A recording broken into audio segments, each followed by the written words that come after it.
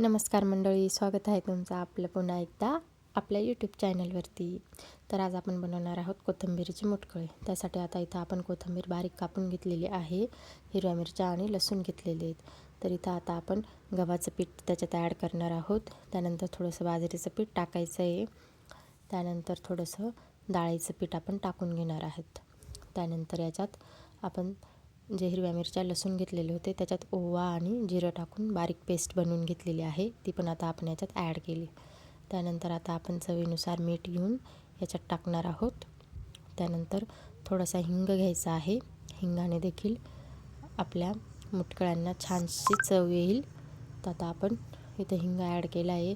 त्याच्यानंतर थोडीशी तीळ टाकून घ्यायची आहे आणि हे सगळं जे आपलं मिश्रण आहे ते व्यवस्थित मिक्स करून एक पिठासारखं आपल्याला भिजवून घ्यायचं आहे. इथं पाण्याचा वापर अगदी कमी प्रमाणात करायचा आहे.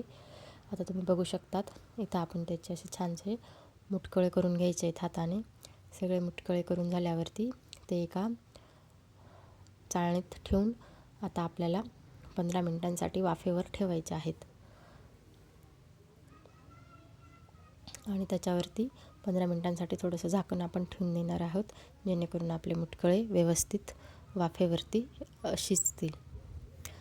तर आता इथे आपले 15 मिनटं झालेले आहेत. तुम्ही बघू शकता आपल्या मुटकळ्यांचा कलर आधी एकदम डार्क ग्रीन होता, आता ते शिजले त्याच्यामुळे त्यांचा कलर चेंज झाला आहे. तर आता ज्यांना जास्त ऑइली वगैरे आवडत नाही ते असे शिजवलेले मुटकळे खाऊ शकतात. पण जे थोडेसे चटोरे असतात खायला तर ते हे तळून खाऊ शकतात. तर इथं आपल्याला छानपैकी असे मुटकळे कापून घ्यायचे आहेत आणि तेलात मिडियम आचेवरती मस्त गोल्डन ब्राऊन रंग येईपर्यंत फ्राय करून घ्यायचे आहेत. तुम्ही इथं बघू शकतात आपल्या मुटकळ्यांना गोल्डन ब्राऊन रंग आलेला आहे आणि ते मस्त आता तुम्ही सॉससोबत एन्जॉय करू शकतात. चॅनलवर नवीन असाल तर प्लीज चॅनलला सबस्क्राईब करा.